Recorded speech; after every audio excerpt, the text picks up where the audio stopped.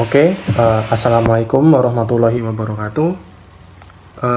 Pada kesempatan hari ini, kami akan memaparkan hasil kerja kelompok dari kami, yaitu strategi dan bisnis PT Antam Tbk atau biasa disebut PT Aneka Tambang Tbk. Perkenalkan, kami dari kelompok 7 yang beranggotakan saya sendiri Muhammad Nasih Maksum dengan nomor induk mahasiswa 2019 0410207. Untuk selanjutnya yaitu Aditya Farhan Saputra dengan nomor induk mahasiswa 2019 0410204, dan yang terakhir yaitu Rifki Hazik Fadilah yaitu dengan NIM 2019 0410205. Sebelum kita menjelaskan tentang strategi dan bisnis PT Antam Tbk, saya akan menjelaskan tentang profil dari PT Antam Tbk tersebut. Untuk profilnya sendiri yaitu perusahaan perseroan tambang atau bisa disingkat PT Antam atau Perseroan Tbk.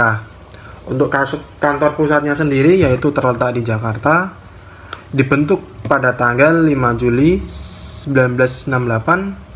Modal dasar yaitu 3,8 triliun rupiah. Modal ditempatkan dan disetor yaitu sekitar 953,8 miliar rupiah. Dengan kepemilikan sendiri yaitu pemerintah RI 65% dan masyarakat 35%. Untuk bidang usaha PT Antam Tbk ini tersebut antara lain yaitu Antam berusaha dalam bidang pertambangan, berbagai jenis bahan galian, serta menjalankan utama di bidang industri, perdagangan, pengangkutan, dan jasa yang berkaitan dengan pertambangan berbagai jenis bahan galian tersebut. Untuk kegiatan dari PT Antam ini sendiri yaitu eksplorasi, penambangan, pengolahan, dan pemasaran. Untuk orientasi ekspor ini sendiri antara lain yaitu Asia dan Eropa. Untuk situs webnya ini sendiri antam.com. Untuk dari produk PT Antam ini sendiri yaitu emas, nikel, perak, dan batu bara. Untuk selanjutnya yaitu mengenai sejarah PT Antam Tbk. Untuk sejarahnya sendiri yaitu kegiatan usaha perseroan telah dimulai sejak tahun 1968 ketika perseroan didirikan sebagai badan usaha milik negara melalui merger dari beberapa perusahaan tambang dan proyek tambang milik pemerintah, yaitu Badan Pimpinan Umum Perusahaan Tambang Umum Negara. Pada tanggal 30 Desember 1974, Antam berubah nama menjadi Perseroan Terbatas dengan akta pendirian Perseroan nomor 320. Ada 9 anak perusahaan dari PT Antam Tbk ini, antara lain yang pertama yaitu PT Indonesia Coal Resources dari Indonesia sendiri. Yang kedua yaitu PT Cibaliung Sumber Daya juga dari Indonesia sendiri. Dan yang ketiga yaitu PT Gak Nikel juga dari Indonesia sendiri. Yang keempat yaitu Asia Pacific Nickel Pty Ltd. Itu merupakan dari Australia. Dan yang kelima yaitu PT Antam Resource Indo juga dari Indonesia sendiri. Dan yang keenam yaitu PT Borneo Edo International juga dari Indonesia sendiri.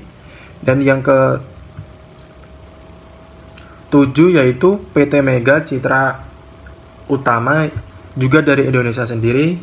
Yang ke-8 yaitu PT Indonesia Chemical Alumina dari Indonesia sendiri. Dan yang terakhir yaitu PT Antam Jindal Stainless Indonesia juga dari Indonesia sendiri. Untuk produk dari PT Antam ini sendiri yaitu biji nikel, ada juga ferronikel, ada juga emas dan bauksit, dan yang terakhir adalah pengolahan dan pemurnian logam. Nah, di sini saya akan melanjutkan PPT. Nah, di sini ada bagian unit operasi dan pengembangan proyek PT Antam. Nah, bisa dilihat teman-teman, ini adalah sekilas tentang PT Antam Tbk unit operasi dan proyek pengembangan. Nah, lalu kita lanjutkan ke slide selanjutnya. Nah, di slide selanjutnya ada strategi perusahaan dari pengembangan. Pertama, PT Antam berfokus pada core bisnis karena dasar tujuannya PT Antam adalah meningkatkan nilai perusahaan melalui penurunan biaya seiring dengan usaha bertumbuh guna menciptakan keuntungan yang berkelanjutan melalui maksimalisasi output produksi. Perusahaan dapat meningkatkan pendapatan serta menurunkan tingkat biaya. Nah, lalu juga PT Antam juga berusaha untuk mempertahankan pertumbuhan melalui pengembangan proyek yang solid seperti yang sudah dijelaskan sebelumnya. Aliansi strategis, akuisisi, serta peningkatan kualitas dan nilai cadangan dan sekedar menjual bahan mentah dan beralih untuk lebih meningkatkan kegiatan pemprosesan. Nah, di slide selanjutnya ada strategi perusahaan dan pengembangan lagi. Nah, di sini pertama-tama diferensifikasi produksi atas komoditi-komoditi yang menjadi fokus Antam, yaitu emas, nikel, boksit, terus iron one, base metal, dan batu bara. Nah, yang kedua, senantiasa menjaga kualitas produk agar tetap unggul dan menjaga hubungan baik. Nah, dengan menjaga hubungan baik dengan para pelanggan. Nah, yang ketiga, senantiasa melakukan penetrasi pasar dan diversifikasi pelanggan. Nah, yang keempat, senantiasa mengikuti tren pasar dan perkembangan nasional dan global dalam kebijakan yang diambil perusahaan. Nah, pengembangan yang berkesinambungan melalui eksplorasi cadangan baru yang pertama, lalu yang kedua ada inovasi teknologi, lalu yang ketiga ada akuisisi proyek, dan yang keempat ada joint venture dengan mitra kelas dunia. Nah, lalu yang kelima ini ada selalu mengedepankan efisiensi, efektivitas, dan low cost. Nah, lalu di sini saya di PPT selanjutnya ada faktor-faktor lingkungan makro. Nah, di sini ada yang pertama yaitu faktor ekonomi. Nah, pengaruh kurs rupiah terhadap dolar naik atau turun. Pengaruh kurs rupiah terhadap dolar. Lalu ada naik atau turunnya harga emas dunia. Lalu adanya pertumbuhan ekonomi. Nah, lalu yang kedua ada faktor sosial. Faktor sosial ada lifestyle gaya hidup, lalu kepercayaan masyarakat terhadap pemerintah, lalu pendapatan per kapita. Nah, yang ketiga ada faktor politik, dan yang terakhir ada faktor teknologi. Tujuan PT Antam yaitu yang pertama meningkatkan nilai perusahaan melalui penurunan biaya seiring dengan usaha bertumbuh guna menciptakan keuntungan yang berkelanjutan. Yang kedua, berfokus pada bisnis inti perusahaan, dan yang ketiga, meningkatkan nilai cadang emas.